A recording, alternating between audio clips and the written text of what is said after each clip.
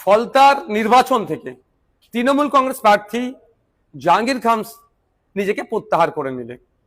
এটা নিয়ে প্রচুর চর্চা হচ্ছে, কিন্তু প্রশ্ন থেকে যাচ্ছে জনমানসে, স্বইচ্ছায় তিনি নিজেকে গুটিয়ে নিলেন, না বিজেপির সাথে সমঝোতার তিনি বার্তা দিলেন, না তার দলের অভ্যন্তরীণ ডিসিশন তিনি মানলেন।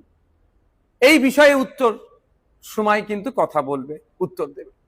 কিন্তু আমার একটা জিনিস থেকে যাচ্ছে, আমার মনে হয় দুটো জিনিস খুব হতে পারে। একটা হচ্ছে বিজেপিকে সমঝোতার বার্তা, যে বিজেপির নেতৃত্ব, যে বর্তমান মুখ্যমন্ত্রী শুভেন্দু অধিকারী মহাশয় জাহাঙ্গীর খান সাহেব সম্পর্কে যে কথা বলেছেন, তিনি সেই বার্তা দেওয়া যে আমি তোমাদেরই লোক, তোমাদেরকে সুযোগ করে দিলাম। অথবা এটা হতে পারে তৃণমূল বিজেপিকে নতুন করে সুযোগ করে দিচ্ছে।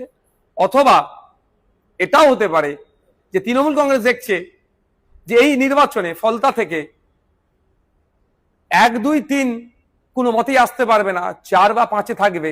সেই জন্যই নতুন করে আমার মুখ থুবড়ে পড়লে পার্টি ঘুরে দাঁড়াবার আর কোনো জায়গায় থাকবে না। ফলে এটাকে সুকৌশলে জাহাঙ্গীর খানের নাম দিয়ে এড়িয়ে যাচ্ছে। তবে সময় কথা বল।